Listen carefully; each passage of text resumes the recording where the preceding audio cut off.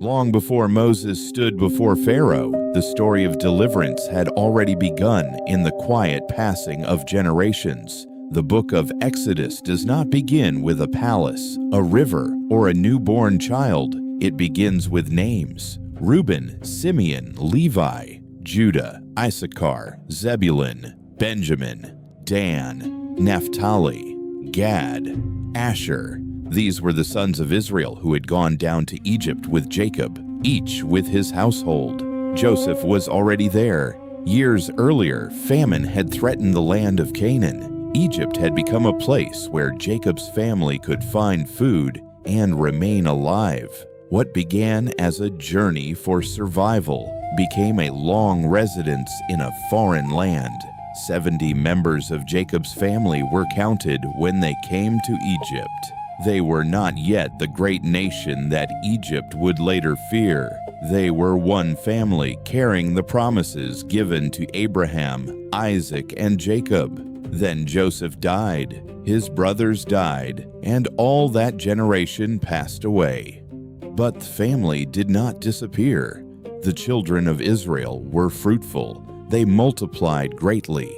Their numbers increased until the land was filled with them. Homes became households, households became generations, and generations became a people. Egypt had once received them because of Joseph. His wisdom had helped preserve life during the famine, and his position had given his family a place to live. But memory can fade. The people who remembered Joseph were passing away, while a new generation was rising in their place. For a time, the Israelites continued to grow in the land. They worked, they raised their children, they buried their elders, and without knowing what would soon come upon them, they became more numerous.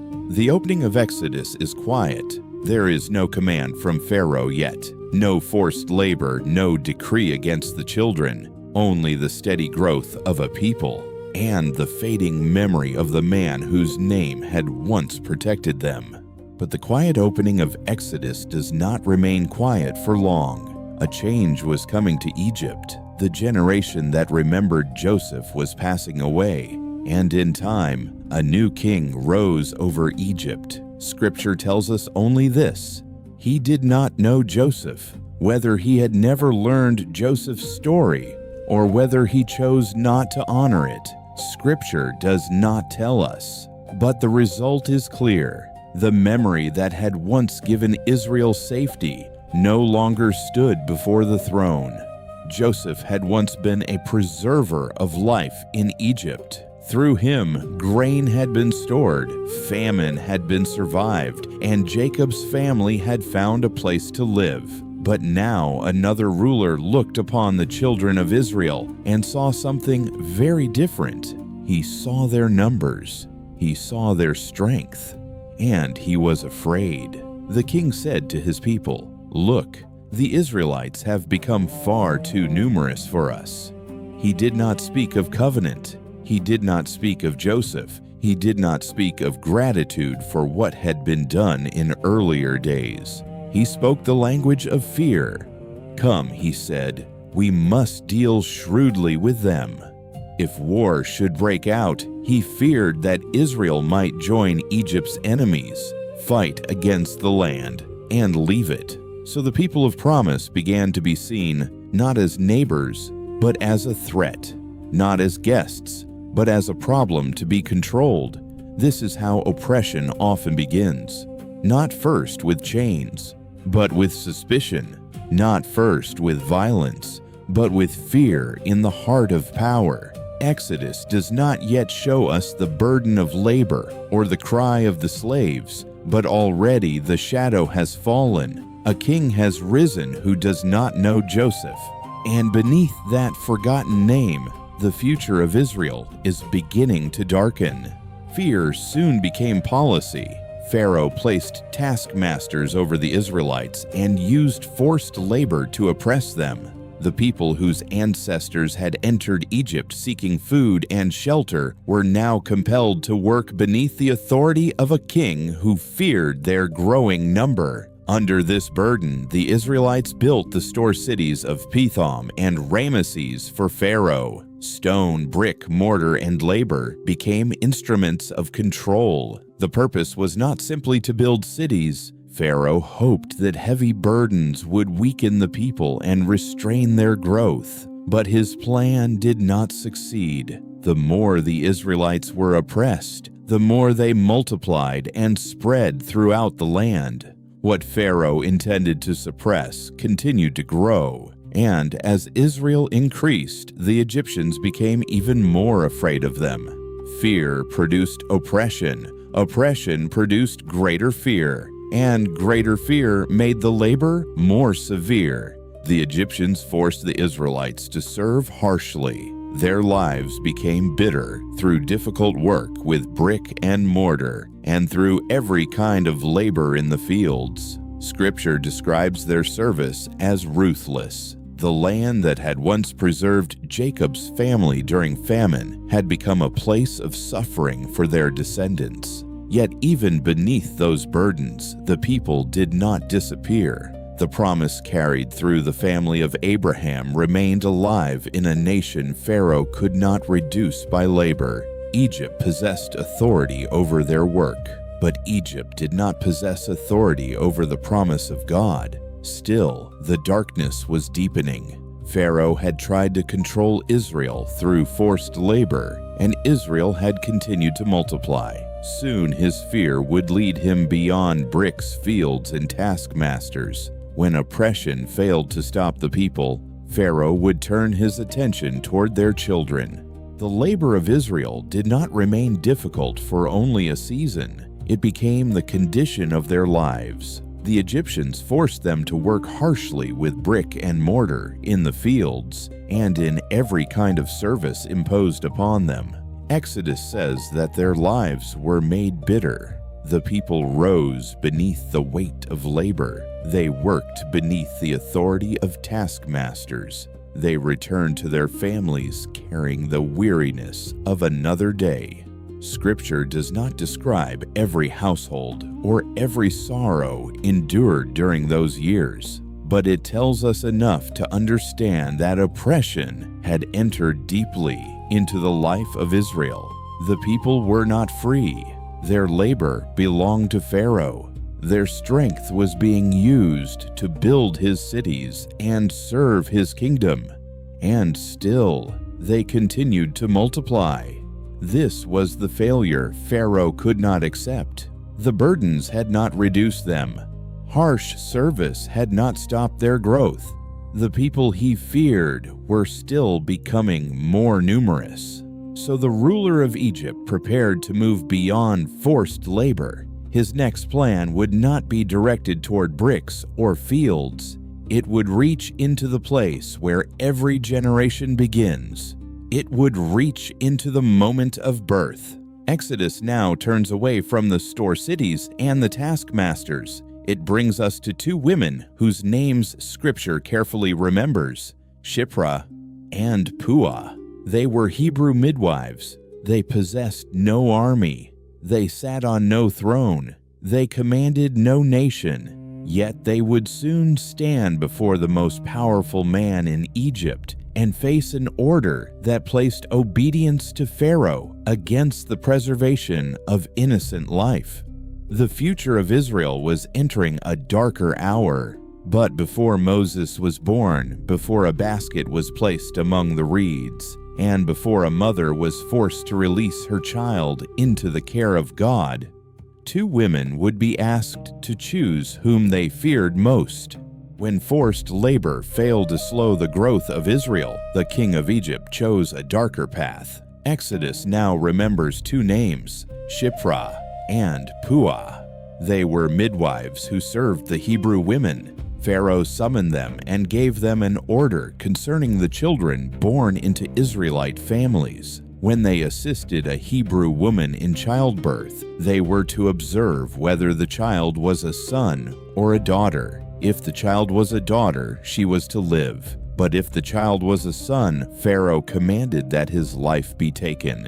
The ruler who had first feared the number of Israel now tried to control its future at the moment of birth. He expected two ordinary women to carry out the will of the throne. They possessed no army. They held no political office. They had no earthly power with which to challenge the king of Egypt. Yet Pharaoh had not considered the deepest loyalty within their hearts. The midwives feared God. That simple statement changes the direction of the story. They understood the authority of Pharaoh. They knew the danger of refusing a royal command, but they also recognized an authority higher than the throne of Egypt. And because they feared God, they did not obey the king's order. They allowed the boys to live. Exodus does not describe every birth they attended or every decision they faced. It does not tell us how long they continued their work beneath the shadow of Pharaoh's command, but it tells us what mattered most. When the power of Egypt demanded death, Shiphrah and Puah chose to preserve life. Before Moses was hidden by his mother, before the basket was prepared, and before the child was placed among the reeds, two midwives had already shown that reverence for God could become quiet resistance against the command of a king. The boys continued to live, and Pharaoh noticed. The command of the throne had been given clearly, yet the children of Israel were still being born, and the people continued to increase. So the king of Egypt summoned Shiphrah and Puah again. This time he demanded an explanation. Why had they allowed the boys to live? The two midwives now stood beneath the attention of a ruler whose command they had refused to carry out. Scripture does not describe the room in which they stood. It does not tell us whether guards surrounded them or what expression rested upon the face of the king. It records only the answer they gave. They told Pharaoh that the Hebrew women were vigorous and gave birth before the midwives could reach them. Scripture reports their answer, but does not explain anything further about the circumstances behind it. The king had expected his command to pass quietly through the hands of the midwives.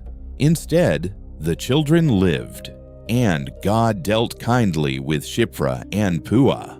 The people of Israel continued to multiply and became even more numerous. Pharaoh possessed the authority of Egypt, but his authority could not bring the growth of Israel to an end. The text then returns to the reason the midwives had refused him. They feared God, and because they feared God, he established households for them.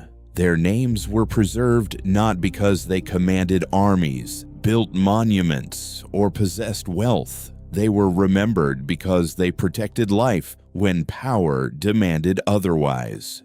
Pharaoh had questioned them, but their quiet resistance had not stopped the people from growing. His second plan had failed, just as forced labor had failed before it. And now, the fear within the king would widen. The command that had first been given to two midwives would soon be placed upon all the people of Egypt. Pharaoh's order to the midwives had failed. The boys had been allowed to live. The people of Israel continued to multiply, and the fear of the king grew stronger. Until this moment, Pharaoh had tried to act through forced labor and through the hands of two midwives. Now the command became public. The king gave an order to all his people. Every Hebrew boy who was born was to be cast into the Nile, while every girl was to be allowed to live. The threat against Israel had moved beyond the workplace. It had entered the home. It reached into families. It placed every newborn son beneath the shadow of the king's fear. Exodus does not tell us how every Egyptian responded to this command. It does not describe every household or every decision made beneath the decree, but the order itself reveals how far Pharaoh was willing to go. He had feared the strength of Israel. He had burdened them with labor. He had ordered the midwives to act in secret, and when those plans failed, he called upon the people of Egypt to enforce his will. The Nile had long brought water and life to the land. Now Pharaoh tried to turn that same river into an instrument of death. Yet even here, the story of deliverance was already beginning, for the command aimed at the children of Israel would soon surround one particular child. A son would be born into a family from the tribe of Levi. His mother would see that he was a beautiful child. For 3 months she would hide him, and when she could hide him no longer, she would prepare a small vessel among the reeds. Pharaoh had commanded that the Hebrew boys be given to the river, but in the providence of God, the river would become the place where one child was preserved. Beyond Pharaoh's court, beyond the store cities and the burdened fields, the decree now rested over every Hebrew household. Yet Exodus turns our attention away from the throne of Egypt and toward one family from the tribe of Levi. A man from the house of Levi had married a Levite woman. Scripture does not describe their home. It does not record the words they spoke as the king's command spread through the land. It does not tell us how they prepared for the birth of their child beneath such danger. But the woman became pregnant, and in time, she gave birth to a son. The child entered a world in which his life had already been threatened by a ruler he had never seen. He possessed no strength with which to defend himself. His family held no political authority.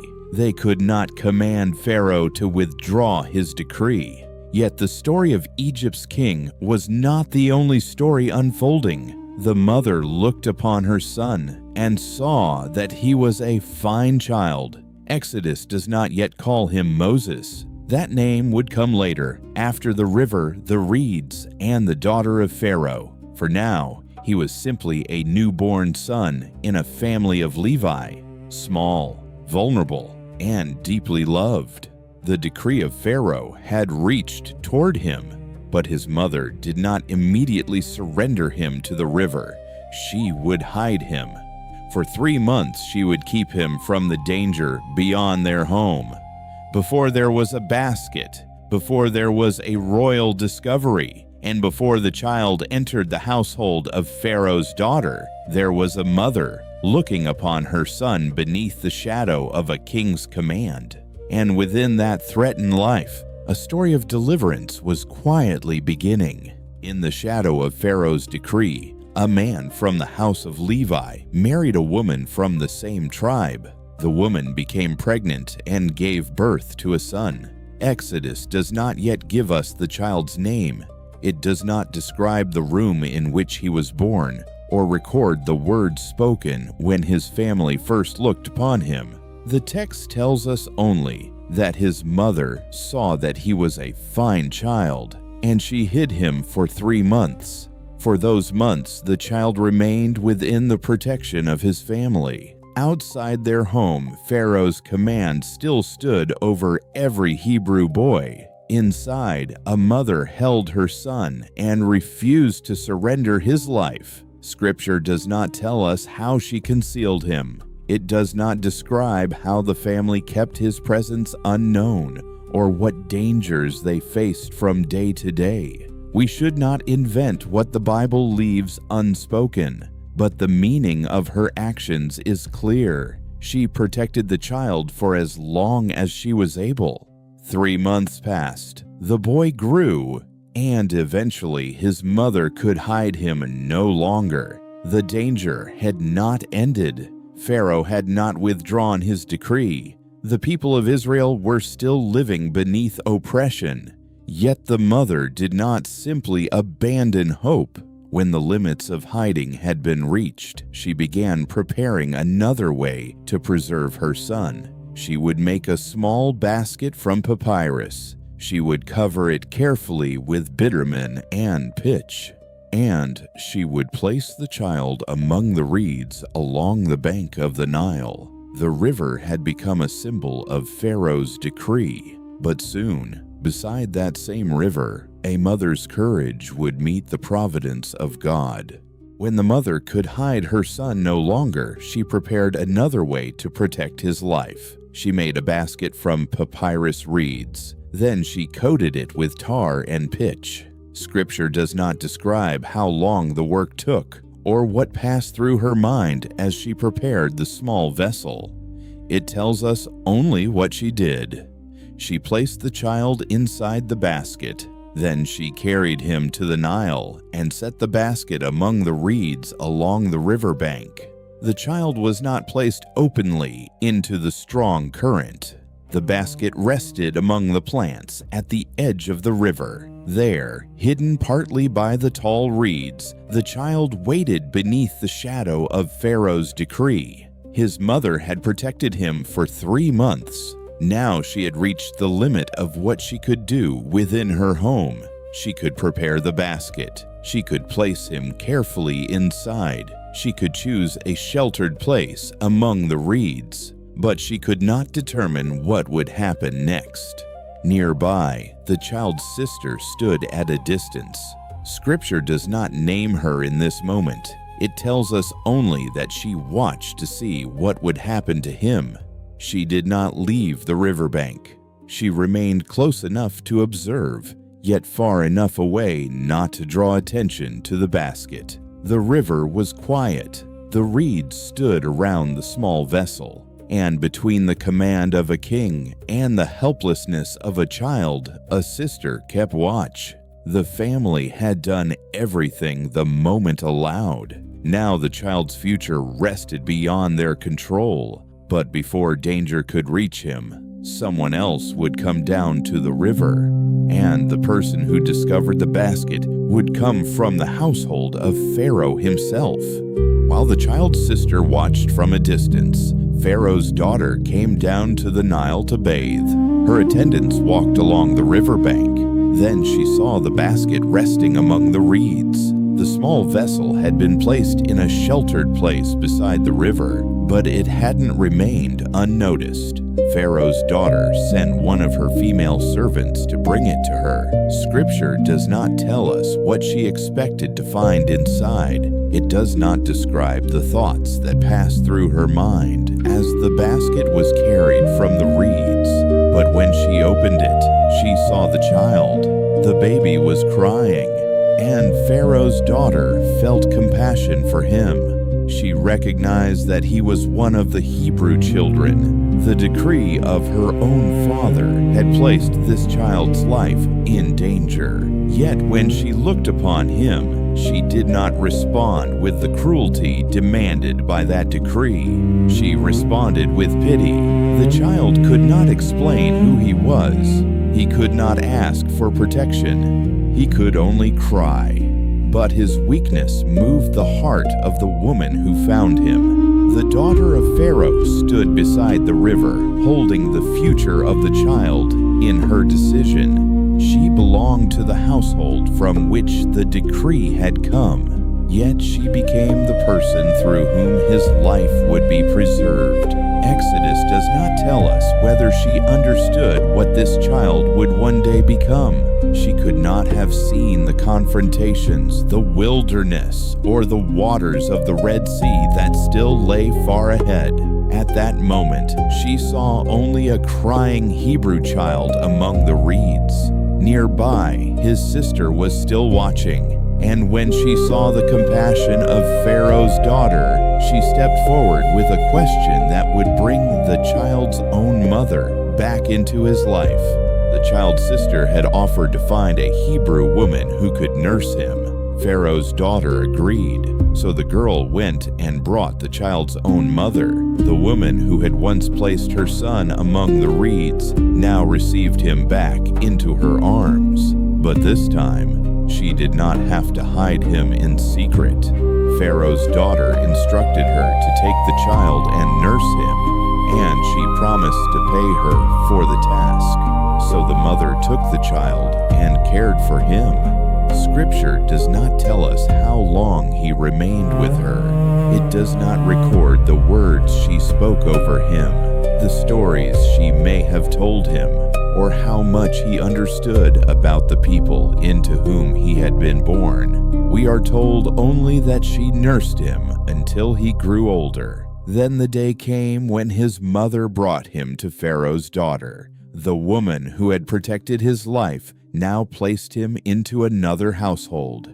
He became the son of Pharaoh's daughter. The child born beneath a royal decree was now received into the home of the royal family. The Bible gives us no detailed description of his childhood there. It does not tell us what rooms he entered, what lessons he received, or how he first understood that he belonged to the Hebrew people. Those details remain unspoken, but Scripture does tell us the name Pharaoh's daughter gave him.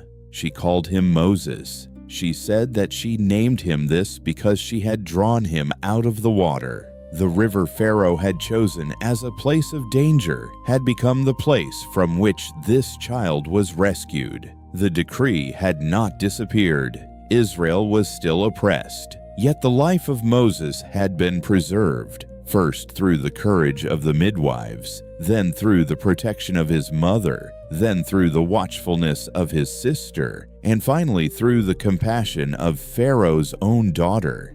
The child among the reeds now had a name, Moses, and one day the child drawn from the water would stand before Pharaoh on behalf of the people still suffering beneath Egypt's power. The book of Exodus now moves forward across many silent years. The child drawn from the Nile had grown into a man. Scripture does not describe those years in detail. It does not tell us what rooms Moses lived in, what lessons he received, or what responsibilities he may have held within the household of Pharaoh's daughter. Those parts of his early life remain unspoken. The text simply tells us that Moses had grown up.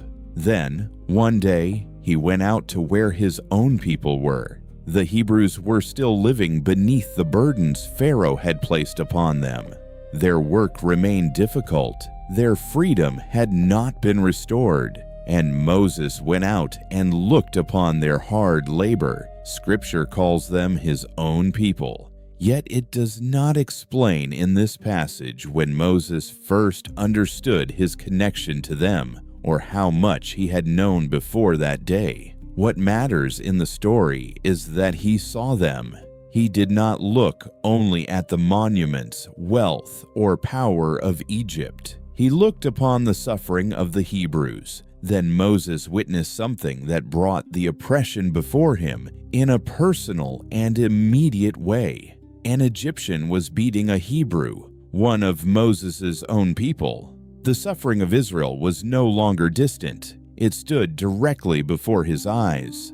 A man with power was striking a man forced to serve beneath that power. Exodus does not yet tell us what Moses felt in that moment. It records what he saw, and what Moses chose to do next would change the direction of his life. The man once preserved from Pharaoh's decree now stood between two peoples, raised within the household of Pharaoh's daughter, yet looking upon the burdens of Israel as the suffering of his own people. Moses looked in every direction. When he saw no one nearby, he killed the Egyptian and hid him in the sand. Exodus gives no command from God behind this action. It does not describe Moses seeking counsel or waiting for another way. It records an act that he then attempted to conceal. The man who had gone out to witness the burdens of his people had now crossed a boundary that could not be undone.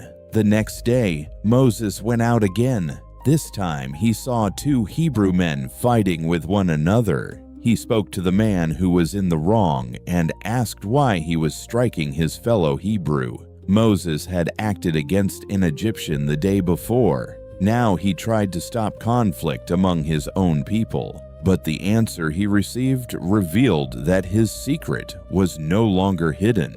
The man asked who had made Moses ruler and judge over them. Then he asked whether Moses intended to kill him as he had killed the Egyptian. In that moment, Moses understood that what he had done had become known, and Moses was afraid. Scripture does not present Moses here as a flawless deliverer. Before he would stand before Pharaoh under the command of God, he was a man whose actions had brought serious consequences. He had seen oppression and responded by taking a life. He had hidden the Egyptian in the sand, but he could not hide what had happened forever. The people he wished to help did not recognize him as their ruler or judge, and the king of Egypt would soon hear of the matter. The life Moses had known was beginning to close behind him.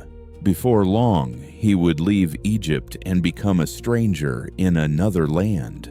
When Pharaoh heard what Moses had done, he sought to kill him. The secret buried in the sand had reached the throne. Moses could no longer remain in Egypt, so he fled from Pharaoh and went to the land of Midian. Scripture does not tell us which road he followed, how long the journey lasted, or what thoughts accompanied him as Egypt disappeared behind him.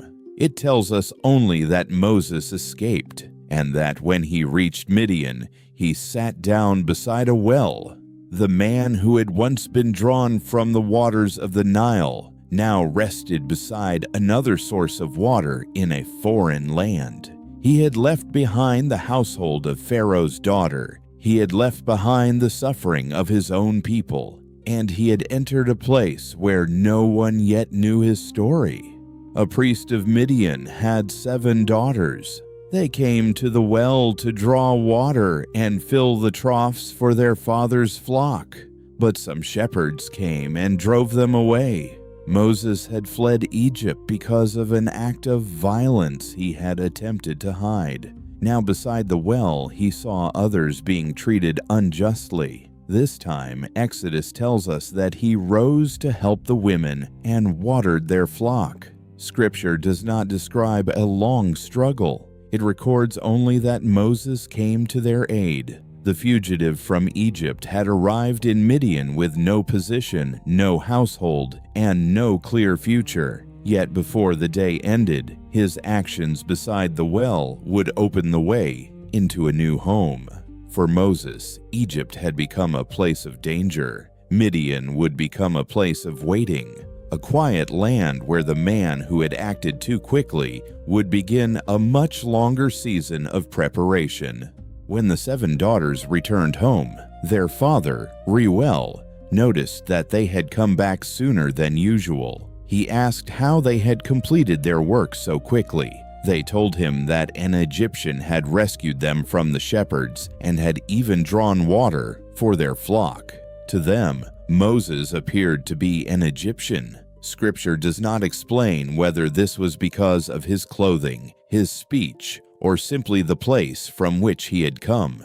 Reuel asked why they had left the man behind. He told them to invite Moses to share a meal. The fugitive who had arrived in Midian alone was welcomed into the home of a family he had only just met. Moses agreed to remain with Reuel. In time, Reuel gave his daughter Zipporah to Moses as his wife. The man who had fled Egypt with an uncertain future now had a home in a foreign land. Zipporah later gave birth to a son. Moses named the child Gershom, because Moses understood himself to be a foreigner living away from his own land. The name carried the memory of exile. Moses had been born among the Hebrews. He had been raised as the son of Pharaoh's daughter. Now he lived in Midian, separated from both the royal household of Egypt and the suffering people of Israel. Scripture does not describe the early years of his marriage or the ordinary days of his new family. Those details remain unspoken. But the life of Moses had entered a quieter season. The man who once acted quickly in Egypt would now live far from Pharaoh's court. He would become familiar with the wilderness. He would care for a family.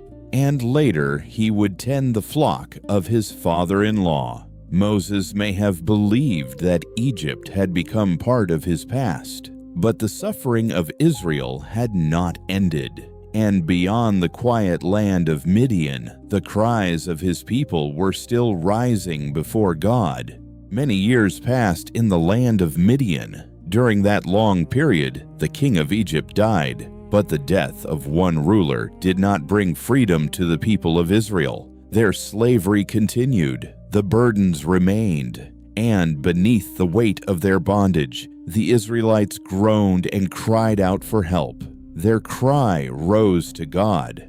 Exodus does not describe one single voice or one particular family. It speaks of the suffering of an entire people. Generation after generation had lived beneath the power of Egypt. They had worked under harsh masters. Their lives had been made bitter. And still, the promise given to Abraham, Isaac, and Jacob had not disappeared. God heard their groaning. God remembered his covenant with Abraham, with Isaac, and with Jacob. God saw the people of Israel, and God knew. These words are quiet, but they mark a turning point in the story. Pharaoh had looked upon Israel and seen a threat. God looked upon Israel and saw his covenant people. Egypt had heard only the sound of labor. God heard the cry beneath it. The Israelites could not yet see how deliverance would come. They did not know that Moses was living far away in Midian. They did not know that the man who had fled Egypt would soon stand before a burning bush. But their suffering was not hidden from God. Their cries had reached him. Their bondage had been seen, and the covenant had not been forgotten. The story now turns from the sorrow of Israel toward the God who had heard them. Far from Egypt, in the quiet wilderness of Midian, Moses was tending a flock, and soon, upon the mountain of God, the silence would be broken by a voice calling his name. While the cries of Israel rose to God in Egypt, Moses was living far away in the land of Midian. He had become a shepherd. Exodus tells us that Moses was tending the flock of Jethro, his father-in-law, the priest of Midian. Earlier, the text had called his father-in-law Reuel. Here, Scripture uses the name Jethro. The passage does not explain the difference, and we do not need to add an answer that the text itself does not provide. Moses led the flock beyond the familiar grazing places and toward the far side of the wilderness. Scripture does not tell us how many animals he guided, how long he had worked as a shepherd, or whether he expected anything unusual that day. To Moses, it may have appeared to be another quiet journey through the open land. The man who had once lived within the household of Pharaoh's daughter now walked among sheep beneath the wide sky of Midian. The wilderness was far from the power of Egypt. There were no royal halls, no taskmasters, no crowds of laborers, only the flock, the open land, and the long silence of the desert. Then Moses came to Horeb, the mountain of God. At this point in the story, Moses did not yet know what awaited him there. He had not yet heard the voice that would send him back to Egypt. He had not yet received a command to stand before Pharaoh. He was simply a shepherd leading a flock through the wilderness. But the ordinary path of that day was bringing him toward a holy encounter. Among the rocks and quiet slopes of Horeb, Moses would soon see a bush burning with fire, and yet not consumed. As Moses led the flock near Horeb, the angel of the Lord appeared to him in flames of fire from within a bush. Moses looked. The bush was burning, yet it was not being consumed. Fire covered its branches, but the bush remained. This was not an ordinary flame fading beneath the desert sky. Moses saw the strange sight and turned aside to examine it more closely. Scripture does not tell us how large the bush was, how high the flames rose, or how long Moses watched before approaching. It tells us only that he noticed the fire and that he drew near. When the Lord saw that Moses had turned aside to look, God called to him from within the bush, "Moses, Moses." The shepherd who had lived quietly in Midian now heard his own name spoken from the fire. Years had passed since he fled Egypt. He had become a husband, a father, and a keeper of another man's flock. But the God who had heard the cries of Israel had not lost sight of Moses in the wilderness. Moses answered, "Here I am." He did not yet know the full meaning of the moment. He did not yet know that he would be sent back to Egypt. He did not yet know that he would stand before Pharaoh or lead Israel toward freedom. At Horeb, the calling began with something simpler. Moses saw. Moses turned aside. God called his name, and Moses answered. But before another step could be taken, Moses would learn that the ground beneath him was no longer ordinary ground. God told Moses not to come any closer. He was to remove the sandals from his feet, because the place where he stood was holy ground. The wilderness had appeared ordinary moments before. Now Moses understood that he stood in the presence of God. The Lord declared himself to be the God of Abraham, the God of Isaac, and the God of Jacob. When Moses heard this, he hid his face. He was afraid to look at God. Then the Lord spoke of Israel. He had seen the misery of his people in Egypt. He had heard them crying beneath their taskmasters. He knew their suffering. The God who had remembered his covenant was not distant from the pain of his people. He declared that he had come down to rescue them from Egypt and bring them into a good and spacious land, a land flowing with milk and honey. Their cry had reached him. The oppression of Egypt had been seen.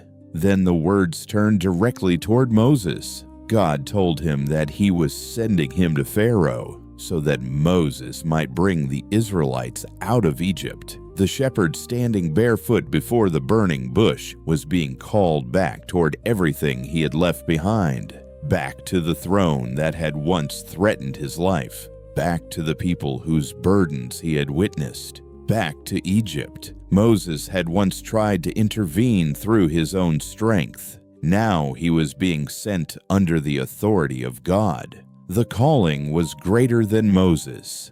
The suffering was deeper than Moses could repair. But deliverance would not begin with Moses believing in his own power. It would begin with the presence and purpose of the God who had heard Israel's cry. Moses answered the call with a question. Who am I? Who was he to go before Pharaoh? Who was he to bring the Israelites out of Egypt? Moses knew the power of the throne. He knew what had happened when he had tried to act in Egypt many years before. He had fled as a man whose life was being sought. Now he stood in the wilderness as a shepherd. The task placed before him appeared far greater than anything he could accomplish. But God did not answer by listing the abilities of Moses. He did not tell Moses that he was strong enough, eloquent enough, or important enough. He gave Moses a different assurance. I will be with you. The center of the calling was not the greatness of Moses. It was the presence of God. The Lord also gave him a sign. After Moses brought the people out of Egypt, they would worship God upon this mountain. At that moment, Moses could not yet see how such a promise would be fulfilled. Pharaoh still ruled. Israel was still enslaved. Moses had not even begun the journey back. Yet God spoke of the people returning to Horeb as a future reality. Moses looked at himself and saw inadequacy. God directed him toward divine presence. The question was not whether Moses could free Israel through his own strength. He could not. The question was whether the God who had heard Israel, remembered his covenant, and called Moses by name would remain with him. And the answer had already been given. I will be with you. Before Moses received every instruction, before he understood every sign, and before he found the courage to return, he was given the promise of God's presence. Moses then asked what he should say if the Israelites asked for the name of the God who had sent him.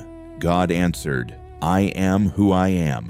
Moses was to tell Israel, "I am has sent me to you." The God who called Moses was not a forgotten power belonging only to the past. He was the God of Abraham, Isaac, and Jacob, the God of their fathers. Moses was instructed to gather the elders of Israel and tell them that the Lord had appeared to him. God had watched over his people. He had seen what Egypt had done to them, and he promised to bring them out of their suffering and into the land promised to their fathers. The elders would listen to Moses. Then Moses and the elders were to go to the king of Egypt and ask permission to journey into the wilderness to offer sacrifices to the Lord. But God warned Moses that the king would not willingly allow them to leave. Pharaoh's resistance would require the mighty hand of God. The Lord would strike Egypt with wonders. Afterward, the king would let Israel go. God also declared that the people would not leave Egypt empty-handed. The women would ask their Egyptian neighbors for articles of silver and gold and for clothing. The nation that had been enslaved would depart carrying the wealth of the land that had oppressed them. Moses was not being sent with a vague message. He was given the name to proclaim, the elders to gather, the request to deliver, and a warning about Pharaoh's resistance. The path ahead would not be easy, but before Moses returned to Egypt, God revealed that Pharaoh's refusal would not be the end of the story. Moses still feared that the Israelites might not believe him. What if they refused to listen? What if they said that the Lord had not appeared to him? God asked Moses what he held in his hand. It was a staff. When Moses threw it to the ground, it became a snake, and Moses moved away from it. God told him to take it by the tail. When Moses obeyed, it became a staff again. This sign would help the people believe that the God of Abraham, Isaac, and Jacob had appeared to him. Then God gave Moses another sign involving his hand. A third sign was also promised. Water taken from the Nile and poured upon dry ground would become blood. Yet Moses continued to hesitate. He said that he had never been eloquent. He described himself as slow of speech and tongue. God answered by directing Moses beyond his limitation. Who had made the human mouth? Who gave people the ability to speak, hear, and see? The Lord told Moses to go. He would help Moses speak and teach him what to say. But Moses still asked that someone else be sent.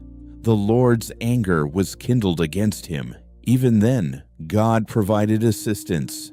Aaron, the brother of Moses, was already coming to meet him. Aaron could speak well. Moses would tell Aaron what to say, and God would help them both. Aaron would speak to the people on behalf of Moses. The staff was to remain in Moses' hand so that he could perform the signs. Moses did not leave Horeb because every fear had disappeared. He left with signs, instructions, a brother who would help him, and the promise that God would teach them what to do.